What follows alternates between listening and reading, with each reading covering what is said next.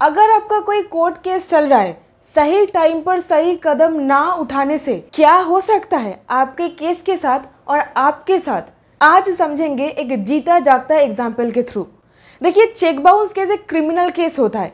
इसके तहत आपको जेल जाना पड़ सकता है और डबल द अमाउंट फाइन लगाया जाता है। देखिए, टेक्निकलिटीज एक लेमैन को समझ में नहीं आएगा, लेकिन डेट वाइज अपना जो केस है ना, उसको तो चेक कर ही सकते हो। क्या चल रहा है, आपका जो वकील है जो आपको रिप्रेजेंट कर रहा है वो ठीक ठाक से आपका पक्ष कोर्ट में रख पा रहे हैं कि नहीं, ये देखना किसका जिम्मेदारी है?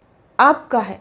नहीं तो जाने अनजाने में जेल तक आपको पहुंचा सकता है आपका लापरवाही। इस पर्टिकुलर चेक बाउंस केस में आरोपी को जेल की सजा मिल जाता है, उनके द्वारा ये लापरवाही की गई इसके चलते। सुप्रीम कोर्ट केस, तो केस का नाम है Ajit Singh Chahuji Rathore versus state of Gujarat and others. 138 negotiable instrument act में केस दाखिल होता है, जहां पर 10 लाख का एक चेक दी गई थी, लेकिन आगे चल करके वो चेक बाउंस हो जाता है डोरमेंट अकाउंट और इनसफिशिएंसी ऑफ फंड के चलते। अकाउंट में पैसा सफिशिएंट नहीं था और डोरमेंट अकाउंट ये बताया गया, इसके चलते चेक बाउंस हो जाता है। यहाँ पर दो चीज होता है दोस्त। सबसे पहला, चेक बाउंस के लिए जो स्टैट्यूटरी नोटिस भेजना पड़ता है ये नहीं भेजा गया था। नंबर 2, यहाँ पर सिग्नेचर को लेकर के एक डिफेंस प्रिपेयर की गई थी, यानी कि चेक देने वाला इंसान बोल रहा था कि चेक पर जो सिग्नेचर मौजूद है ये मेरा सिग्नेचर है ही नहीं। तो कृपया मैं कोर्ट को निवेदन करता हूं कि ये हैंडराइटिंग एक्सपर्ट बुला करके ये जो सिग्नेचर है इसको वेरीफाई कराया जाए। लेकिन उसी दिन पर, जिस दिन एप्लीकेशन करा गया सिग्नेचर वेरिफिकेशन के लिए, उसी सेम दिन को ही ये एप्लीकेशन को ट्रायल जज रिजेक्ट कर देते हैं। ट्रायल कोर्ट ये सोचते हुए इस एप्लीकेशन को खारिज करे कि ये तो डिले करने का एक टैक्टिक है, प्रोसीडिंग्स को लंबा खींचने का एक हथकंडा है, ये सोचते हुए रिजेक्ट कर दिया गया। अभी क्या होता है, वो आगे चल करके ना ये जो रिजेक्ट कर दिया गया सिग्नेचर वेरीफाई करने का अर्जी को, इस रिजेक्शन को लेकर के अजीत सिंह चाहूजी राठौर कोई भी अपील नहीं करता है, चैलेंज नहीं करता है रिजेक्शन को, और इसके चलते मैटर फिर हाई कोर्ट में गया, सुप्रीम कोर्ट तक पहुंच जाता है। डिसीजन में अजीत सिंह को जेल की सजा मिल जाता है। कोर्ट ने कहा, ऑनरेबल सुप्रीम कोर्ट ने कहा, ये जो रिजेक्ट कर दिया गया है, हैंडराइटिंग एक्सपर्ट बुला करके आपका जो हैंडराइटिंग मौजूद है चेक पर, इसको वेरीफाई करने का अर्जी को, रिजेक्शन को लेकर के पहले क्यों नहीं कोई कदम उठाए? सबसे पहला, बैंक में जा सकते थे आप, ये कोर्ट बता रहे हैं कि बैंक में जा करके आप स्पेसिमेन सिग्नेचर जो बैंक में दिया हुआ रहता है वो ला करके कोर्ट को दे सकते थे, लेकिन वो आप नहीं करे। आप एक चेक बाउंस केस में आरोपी हो, आरोपी को स्वयं सबूत प्रस्तुत करना पड़ता है। कोर्ट क्या उनके लिए आगे आकर के सबूत प्रस्तुत करेंगे क्या? नहीं ना। कोर्ट ने ये बात स्पष्ट कर दिया कि जब तक कोई चीज को आरोपी सबूत ला करके ये झूठ है या फिर ये चीज नहीं हुआ है ऐसा प्रमाण नहीं करता है, तब तक मैटर शिकायतकर्ता के पक्ष में होता है। तो सेक्शन 138 नेगोशिएबल इंस्ट्रूमेंट एक्ट, ये जो धारा है ना, यहाँ पर कुछ बात आपको ध्यान में रखना है। सही टाइम पर आपको सही कदम उठाना पड़ेगा। बैंक वाले जो मेंटेन करके रखता है, आप क्यों नहीं लाए समय पर? वो समय चला गया है, अब घर में बैठे हुए हो, सोच रहे हो कि मेरा तो वकील संभाल लेगा। नहीं, आपको भी यहाँ पर आगे आकर के आपको ही यहाँ पर प्रोएक्टिवली डे टू डे जो हियरिंग हो रहा है ये सब चीज को चेक करना है, जिम्मेदार बनना है आपके खुद के ही केस के प्रति। फाइनली यहाँ पर एक और चीज कहा गया कि मेरे को under section 138 negotiable instrument act पर जो बताया गया है कि 30 दिन के अंदर अंदर लीगल नोटिस, फिर इसके बाद का 15 दिन रिप्लाई भेजने का समय दिया जाता है। तो चेक बाउंस होने पर ये जो नोटिस भेजने का जो काम है ये मैंडेटरी चीज है।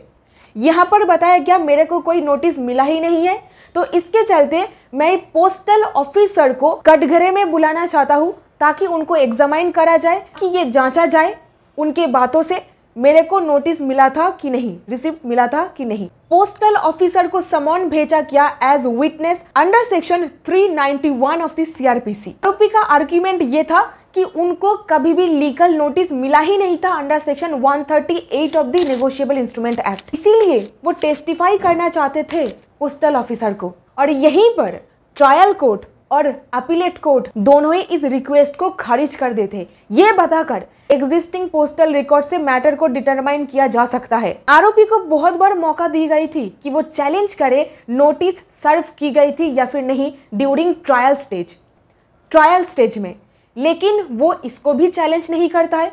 देखिए, एक और मौका भी चला गया चैलेंज करने का। यहीं पर फाइनली सुप्रीम कोर्ट अपने वर्डिक्ट पर बता रहे हैं, जहां पर भी कोई लीगल नोटिस भेजा गया है वो एड्रेस करेक्ट एड्रेस है और वो चिट्ठी कभी भी वापस नहीं आया है, रिटर्न नहीं किया गया है, इसका मतलब ये समझ लिया जाएगा कि नोटिस सही जगह में ही पहुंचा है, प्रॉपरली नोटिस सर्व की गई थी। ये एक बहुत ही इंपॉर्टेंट क्रूशियल लीगल प्रिंसिपल है जो सुप्रीम कोर्ट बता रहे हैं।